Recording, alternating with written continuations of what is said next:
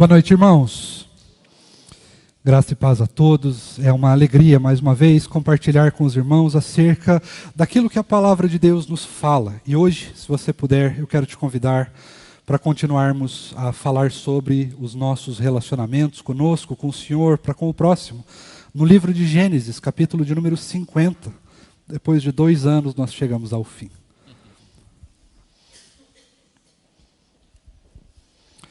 Gênesis, capítulo de número 50, nós vamos fazer a leitura nesta noite dos versículos 1 a 14 apenas. Gênesis 50, versos 1 a 14. Palavra do Senhor, queridos, em Gênesis, capítulo 50, do versículo 1 ao versículo 14, nos diz assim: Então José se lançou sobre o rosto de seu pai, chorou sobre ele e o beijou. José ordenou a seus servos, aos que eram médicos, que embalsamassem o corpo de seu pai. E os médicos embalsamaram Israel, gastando nisso 40 dias, pois assim se cumpre os dias do embalsamamento. E os egípcios ficaram de luto 70 dias. Passados os dias de luto, José falou à casa de Faraó: Se agora encontrei favor diante de vocês, peço que falem aos ouvidos de Faraó, dizendo: Meu pai me fez jurar, declarando: Eis que estou morrendo, sepulte-me no túmulo que abri para mim na terra de Canaã. Agora quero ir e sepultar meu pai, depois voltarei. Faraó respondeu: Vá e sepulte o seu pai, como ele fez você jurar. José partiu para sepultar o seu pai.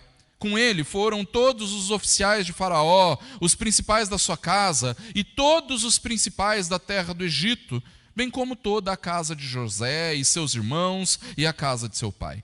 Deixaram na terra de Gósen somente as crianças, os rebanhos e o gado. E foram também com ele tanto carruagens como cavaleiros, e o cortejo foi muito grande. Quando eles chegaram à eira de Atade, que fica do outro lado do Jordão, fizeram ali grande e intensa lamentação, e José pranteou seu pai durante 7 dias. Quando os moradores da terra, os cananeus, viram o luto na eira de Atade, disseram: Como é grande este pranto dos egípcios! E por isso, aquele lugar ficou chamado de Abel-Mitzraim, fica do outro lado do Jordão. Os filhos de Jacó fizeram como ele lhes havia ordenado. Levaram-no para a terra de Canaã e o sepultaram na caverna do campo de Macpela, que, juntamente com o campo, Abraão havia comprado de Efron, o heteu, para ser lugar de sepultura. Esse lugar fica em frente a Manre. Depois disso, José voltou para o Egito, ele, os seus irmãos e todos os que haviam acompanhado para sepultar o seu pai. Vamos orar mais uma vez? Deus maravilhoso, nós louvamos o Teu nome, Deus, pela Sua palavra que foi aqui lida. E agora, Deus, que ela será exposta, nós clamamos para que ela não seja apenas exposta intelectualmente, mas para que ela, através do poder do Teu Espírito, molde quem nós somos, nos transforme completamente e nos faça sair daqui cada vez mais parecidos com o Senhor. Nós clamamos a Deus para que o Senhor abra o nosso entendimento, o nosso coração, para que ao ouvirmos a Sua palavra sejamos por ela impactados e profundamente transformados. Clamamos para que a voz do Senhor nos console, nos conforte, nos exorte daquilo que nós precisamos aprender ainda. E clamamos, Deus, para que em tudo a Sua graça seja derramada sobre nós, a fim de que em tudo o Senhor seja exaltado, louvado e glorificado. Nós clamamos por cada uma dessas coisas e fazemos isso em nome de Jesus. Amém.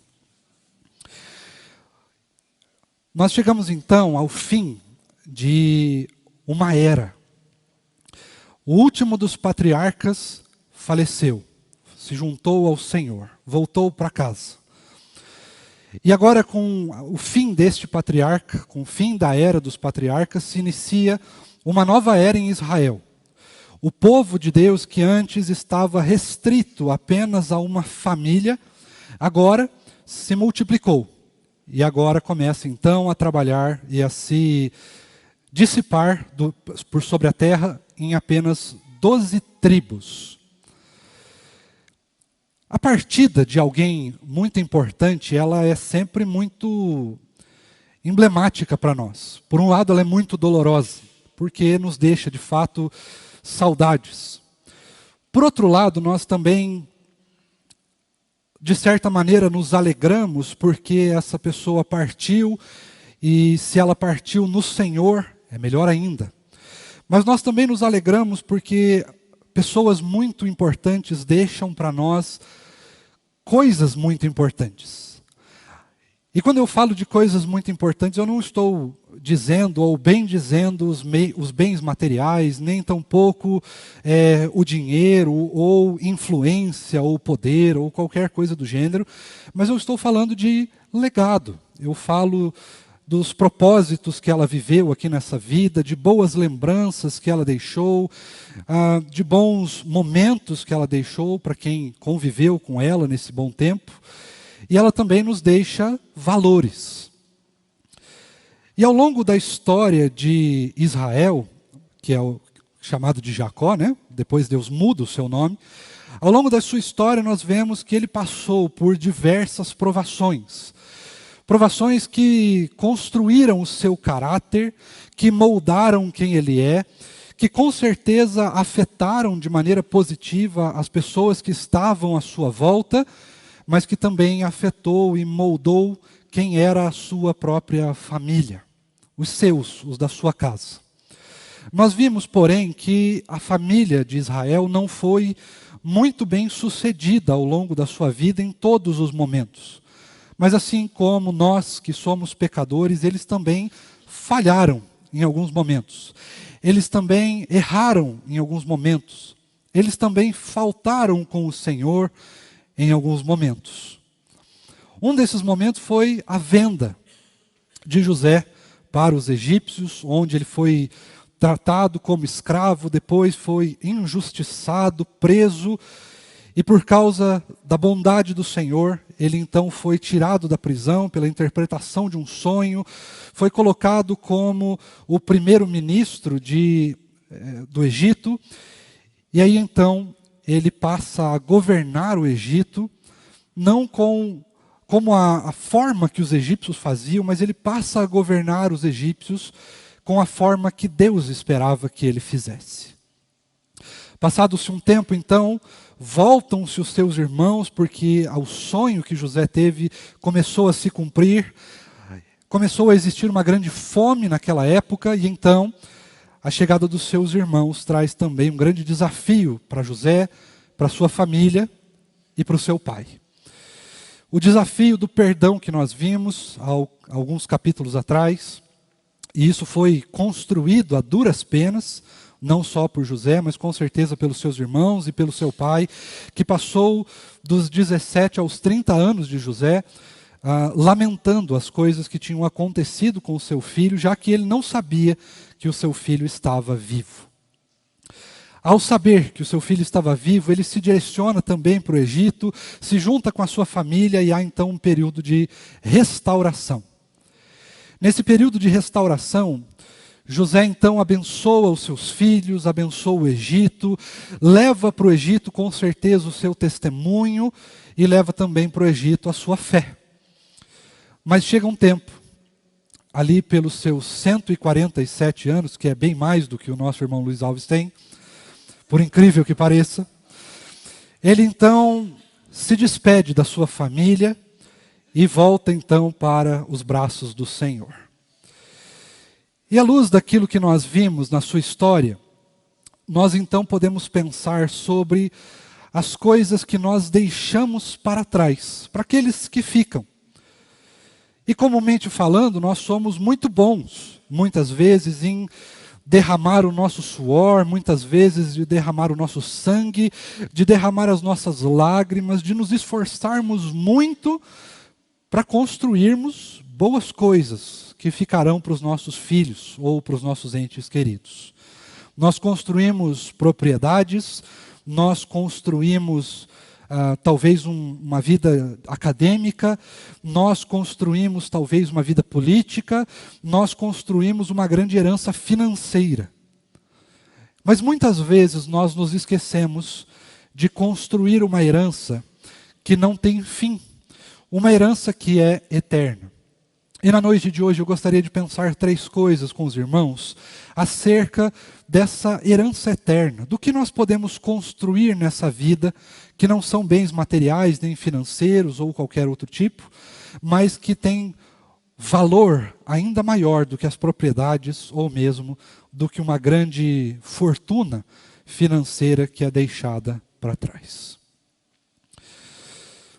E que muitas vezes não gera riqueza, não gera alegria, mas gera muitas vezes, e os irmãos sabem bem disso, gera discussões, brigas, contendas, gera muitas vezes o ódio, e por vezes, ao invés de unir a família, acaba afastando.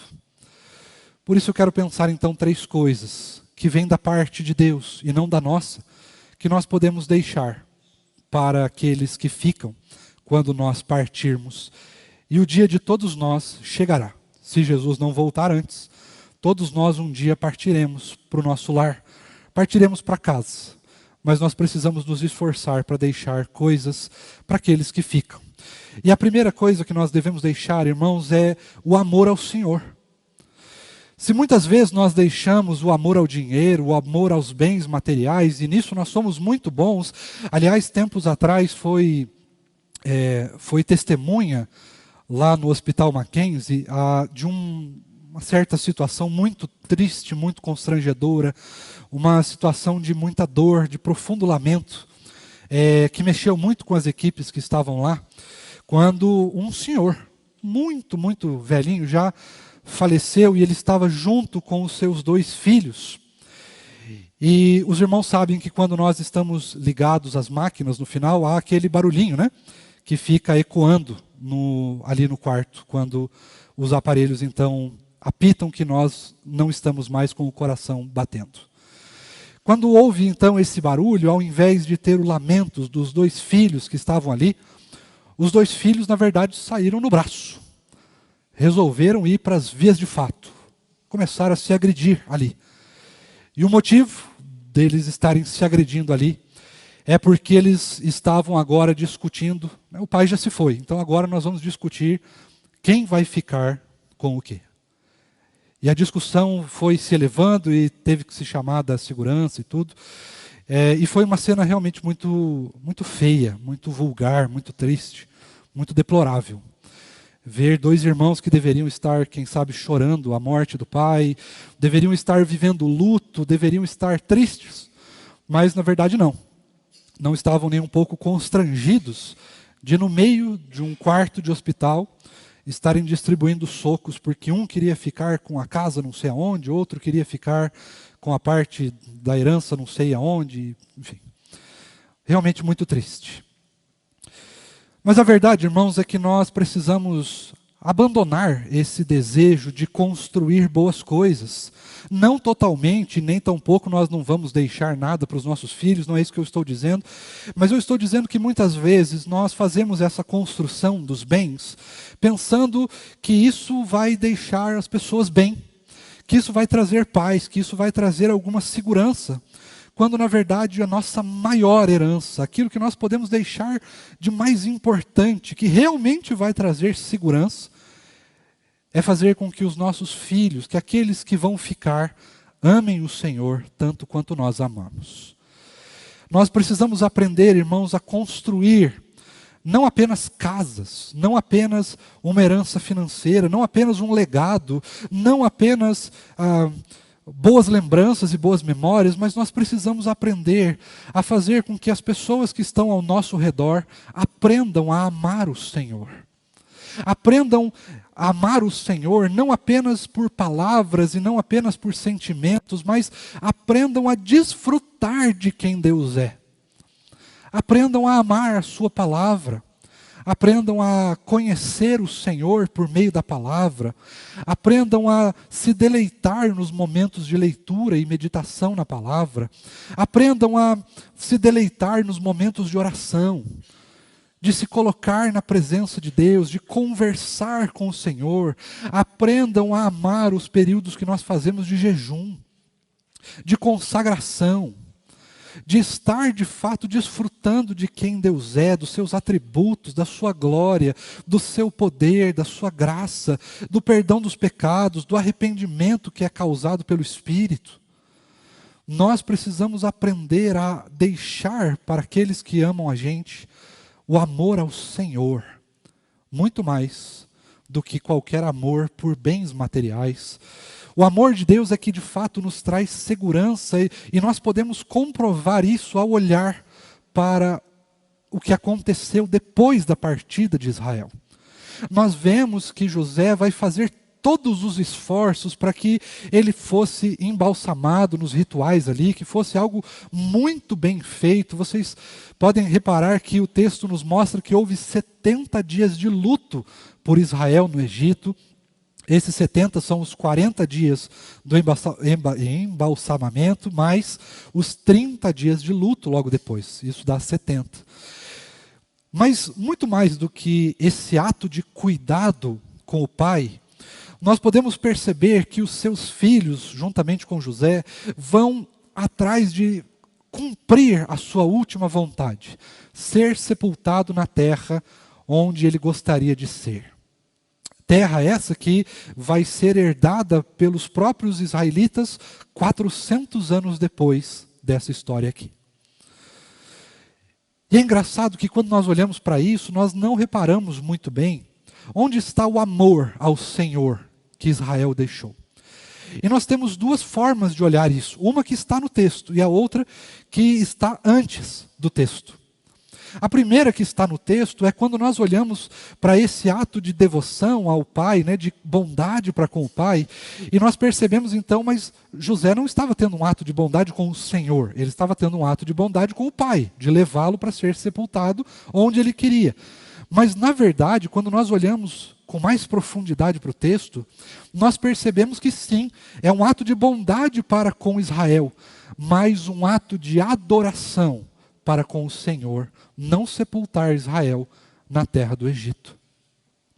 Muitas vezes nós olhamos apenas para esse aspecto de bondade com Israel, de, olha que bom, que bonito, nós estamos honrando o nosso pai. Mas não, esse ato também é um ato de profunda adoração, de levá-lo para a terra prometida, para a terra onde ele viveu, onde ele peregrinou, onde os pais da fé peregrinaram também.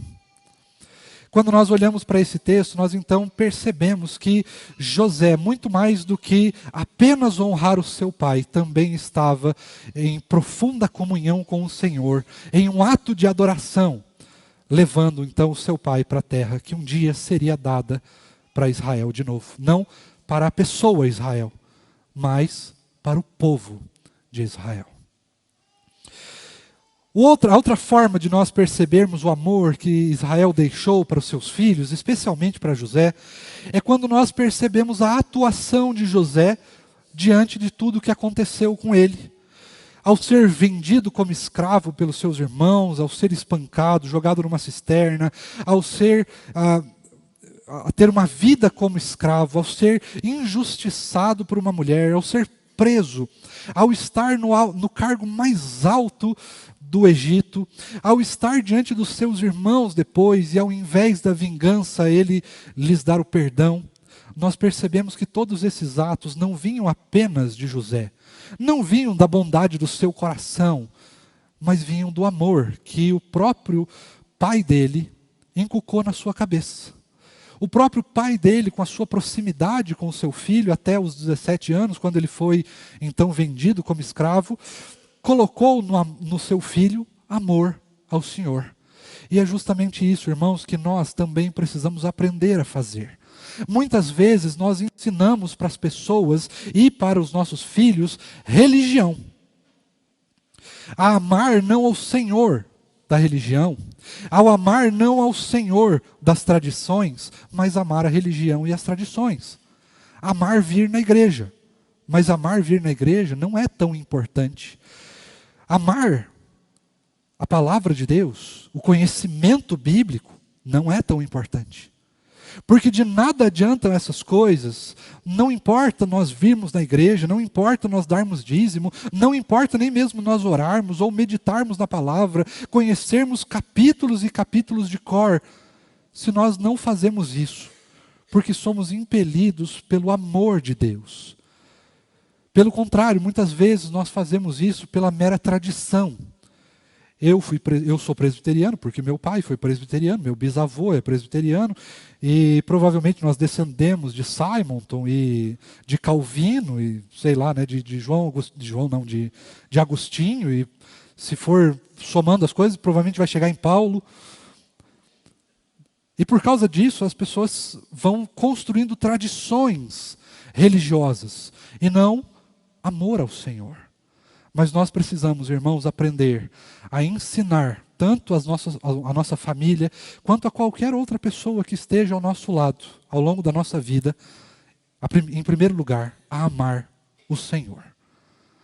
Em segundo lugar, nós vamos reparar que sai do Egito uma grande comitiva, uma grande caravana. E essa caravana, então, chega à margem ali do Jordão, e ali, então, há um grande vislumbre daquela marcha, é uma marcha fúnebre, né, podemos chamar assim. E em toda a história bíblica, esse é o maior cortejo fúnebre que existe. Você pode ler a Bíblia toda, você vai reparar que essa é a maior honraria que alguém recebe, né? A maior caravana de honrarias que alguém recebe. Foi então Israel que recebeu. Quando eles chegam então nessa margem, as pessoas começam a perceber o que estava acontecendo ali, e elas ficam então admiradas com aquilo. E essa admiração é o nosso segundo ponto. Se em primeiro lugar nós precisamos ensinar o amor ao Senhor, em segundo lugar nós precisamos ensinar a todos aqueles que estão à nossa volta um compromisso com o Senhor. Esse compromisso com o Senhor nós chamamos de testemunho. Nós precisamos aprender a construir o amor pelo testemunho. O amor a Deus, irmãos, ele nem sempre é algo que é tão claro e se reflete automaticamente em ações. Mas o testemunho, sim. Quando nós amamos o Senhor, é inevitável que nós vamos testemunhar daquilo que Deus faz. Nós vamos testemunhar da obra do Senhor, ou das obras do Senhor.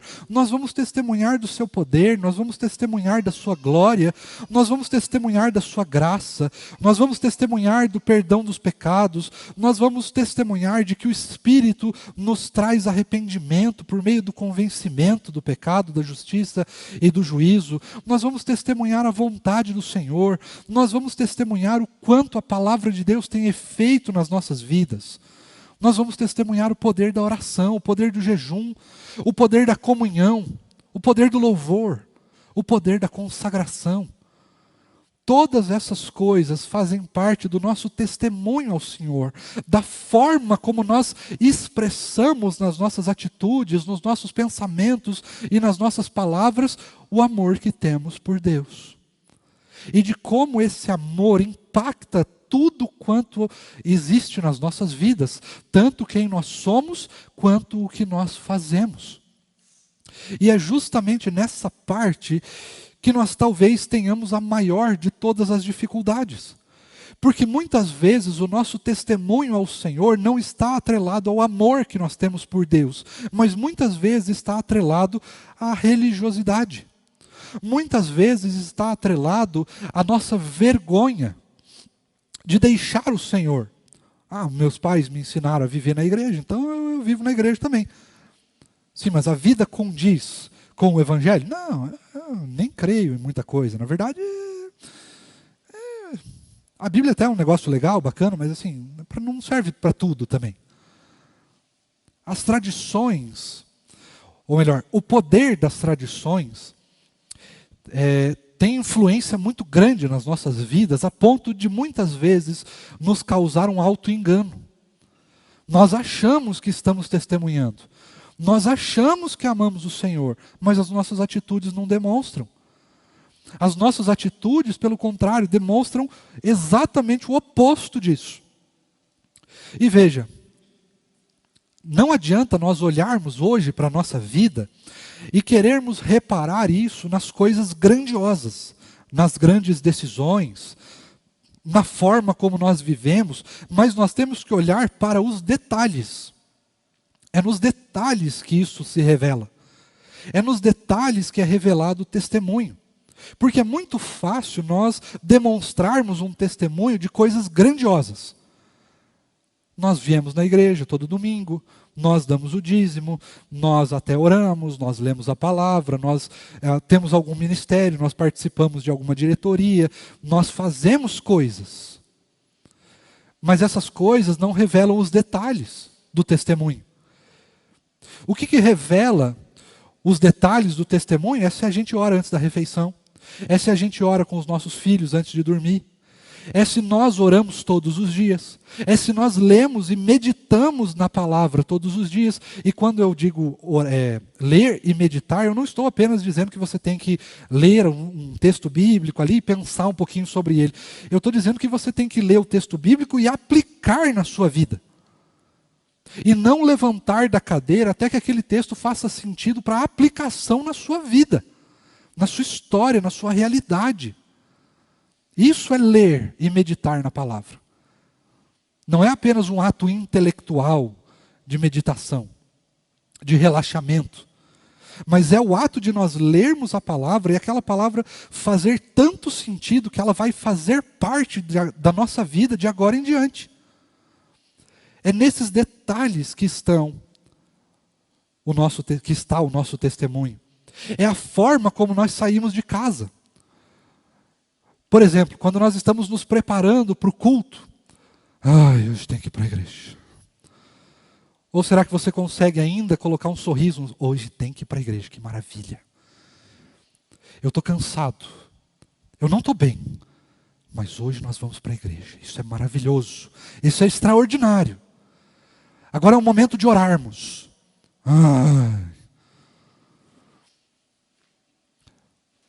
Agora, antes de comer, nós vamos então agradecer ao Senhor. Eu estou com fome. É o nosso coração, nos detalhes que demonstram o nosso testemunho, que constroem o nosso testemunho de vida. É quando nós chegamos em casa e nós vamos falar daquilo que aconteceu na igreja. Nossa, a igreja hoje estava daquele jeito, né? Meu Deus, eu não sei como é que aquele conselho deixa aquelas coisas acontecerem. Eu não sei como é que aqueles pastores fazem aquilo. Aqueles diáconos, então, a gente está conversando, eles apagam a luz. Isso é um absurdo. Resisti ao diácono e ele fugirá de vós. Esse é o versículo. Mas a verdade, irmãos, é que quando os detalhes aparentam, e isso é muito claro para todos nós, os nossos filhos, aqueles que estão ao nosso redor, eles não estão olhando para as grandes coisas, mas eles olham para o detalhe. Se as crianças não aprendem a ver os pais orando em casa, você acha que eles vão orar quando tiverem a casa deles? Se eles sabem que os pais saem de casa reclamando que é cansativo vir à igreja, vocês acham que eles vão ter ânimo e disposição de servir ao Senhor, de amar o Senhor quando são adolescentes e jovens e adultos e assim vai? Não vão. A palavra é muito clara, ensina a criança no caminho. Caminho, não é na oportunidade, não é na ocasião, não é de vez em quando, mas é sempre. E sempre envolve os detalhes. É nos detalhes que o nosso testemunho é de fato construído, aplicado e visto. E nós precisamos aprender, então, a amar, testemunhar quem Deus é nas nossas vidas. Nós precisamos amar quem Deus é nos detalhes. Nós precisamos amar a servir ao Senhor nos detalhes. Nós precisamos amar, a testemunhar pelo Senhor em cada momento das nossas vidas, independente do que nós estejamos vivendo. Seja isso um momento bom, alegre, feliz, ou seja um momento triste, de luto, de angústia, de dor. Mas nós precisamos aprender. E de fato essa é a palavra, aprender. A deixar para aqueles que vivem conosco, que passam pelas nossas vidas, sejam nossos familiares, sejam nossos amigos, ou quem for, nós precisamos deixar aprendido, deixar para eles a vontade de amar, o testemunho, a vida com Deus. Recentemente nós participamos de um momento que é do mesmo grau triste e alegre, que foi a partida de um irmão muito querido aqui da igreja. E eu lembro que em um dado momento do culto que nós celebramos ali, nós então ouvimos uma frase marcante demais. Quando a sua esposa então disse assim: aquilo que vocês viam dele era exatamente o que ele era em todo o tempo. Isso realmente é algo espetacular, porque isso é a prova, de fato, de que nós devemos deixar para aqueles que ficam o amor de viver com Deus em cada um dos momentos da vida. Mas em terceiro lugar, nós somos levados pelo texto a uma finalização. Eles então sepultam o pai e eles começam então a voltar para o Egito. E voltar para o Egito não é um momento de alegria, não. É um momento de tristeza. Porque de fato eles estão deixando a terra que vai ser ainda prometida pelo Senhor. Eles vão voltar para essa terra 400 anos depois, como eu falei. Lá quando Moisés então vai, juntamente com o Senhor, libertar o povo do Egito e vai voltar então para a terra prometida.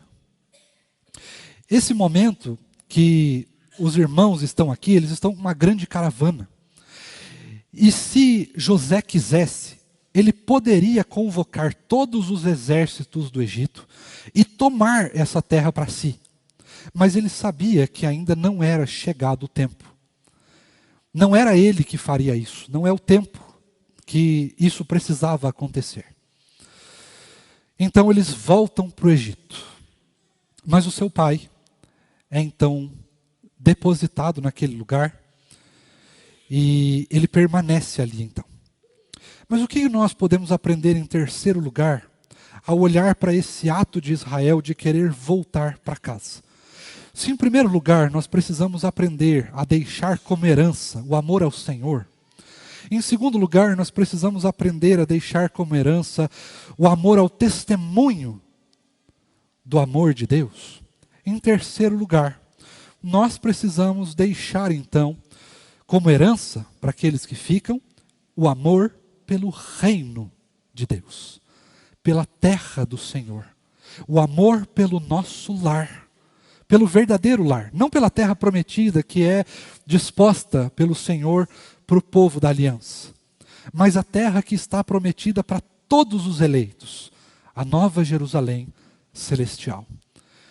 Essa nós ainda não conhecemos, não sabemos exatamente aonde ela vai ficar nesse mundo, não sabemos exatamente como ela vai ser, nós só temos alguns vislumbres das possibilidades de imaginação que nós podemos ter sobre ela.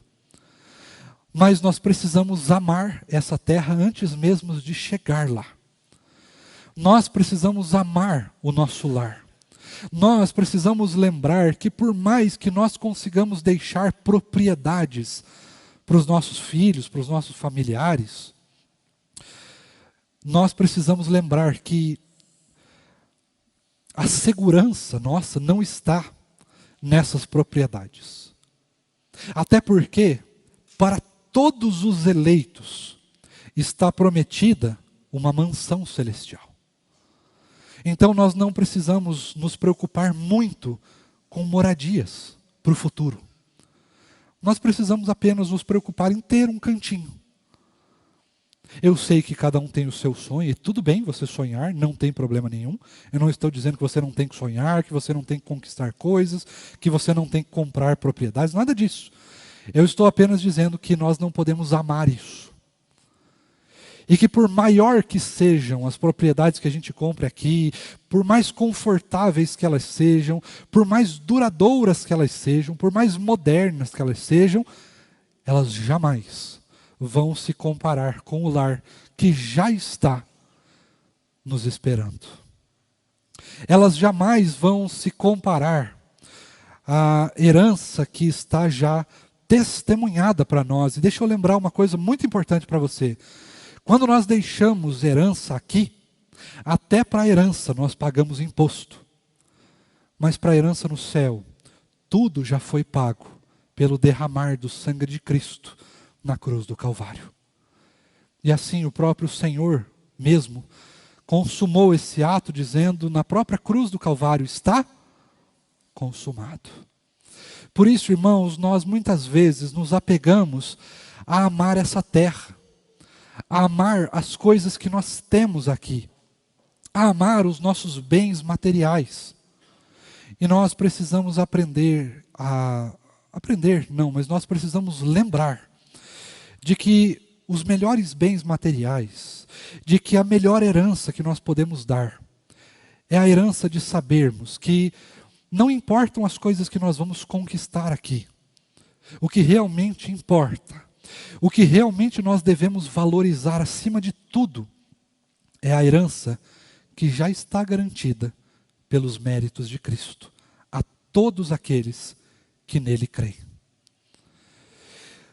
Por mais que nós pensemos que as nossas heranças podem dar segurança, nós precisamos lembrar que nenhuma das nossas heranças, nada do que nós construamos aqui, nada do que a gente possa estabelecer nessa terra, sejam a propriedade, sejam bens financeiros, seja a nossa intelectualidade, o nosso academicismo, a nossa política, a nossa honra, nada do que a gente construa nessa terra pode vencer o poder da morte. Nada pode vencer a herança do pecado. Só uma coisa, só um mérito há. Só alguém pode vencer. E esse texto está muito bem disposto para nós em João 3,16. Porque Deus amou o mundo de tal maneira que deu como herança o seu Filho unigênito, para que todo aquele que nele crer não morra, não pereça, não tenha fim, mas tenha vida eterna. Nada, irmãos, do que a gente possa construir aqui tem poder de dar vida eterna. Tem poder de garantir coisas que vão além dessa vida. É muito por isso que há um ditado popular que diz exatamente o seguinte: quando nós morrermos, nós não levamos daqui nada. Longe de dizer que você não pode ter coisas aqui. Pelo contrário, pode sim.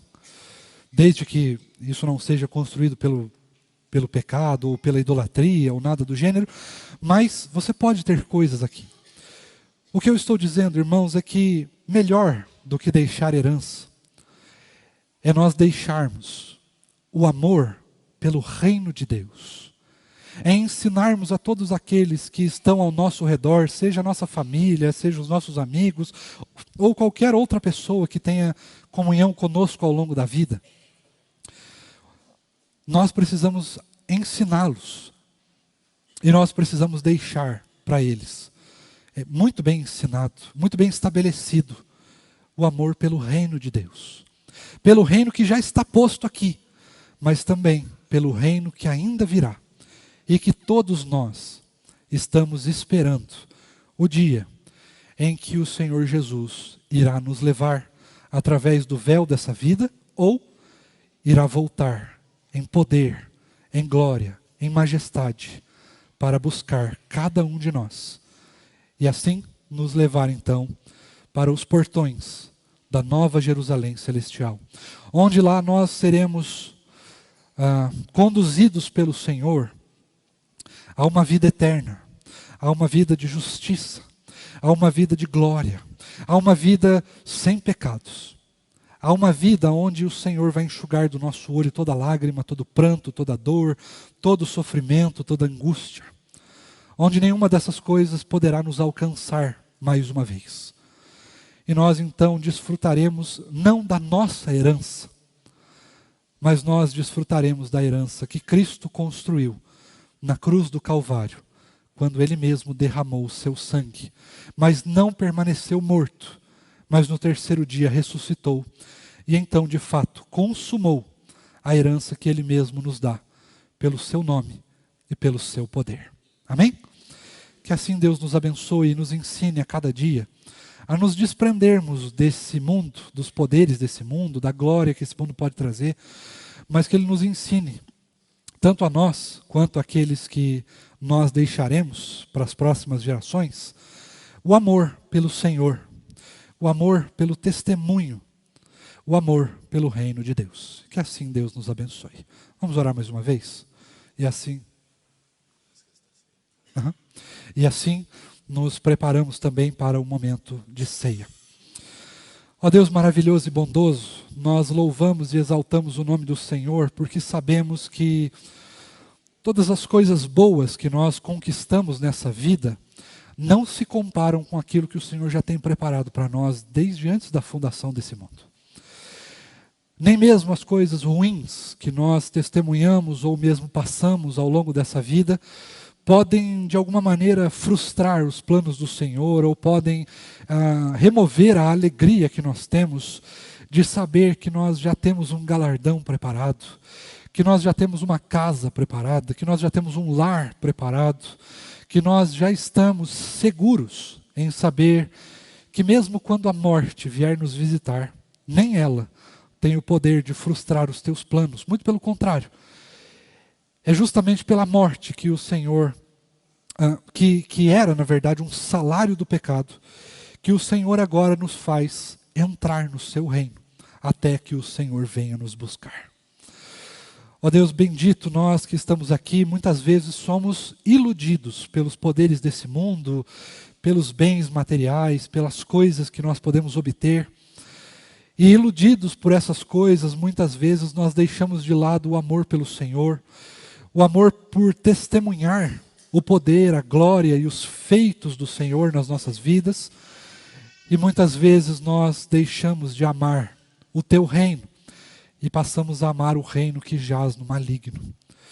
Por causa disso, nós clamamos em primeiro lugar que o Senhor tenha misericórdia de nós, que o Senhor nos ajude a nos desprendermos dessas coisas, que o Senhor ministre através da tua palavra, da tua graça, do teu espírito, do teu amor, através do sangue de Cristo que foi derramado e do testemunho do Senhor Jesus, nos ajude a vencer essa ilusão, nos ajude a nos desapegarmos dessa ilusão e nos faça cada vez mais fortalecidos para que através da tua força, da tua palavra, da intimidade e da comunhão que temos com o Senhor, nós sejamos levados de novo ao amor ao Senhor, ao amor ao testemunho e ao amor ao teu reino.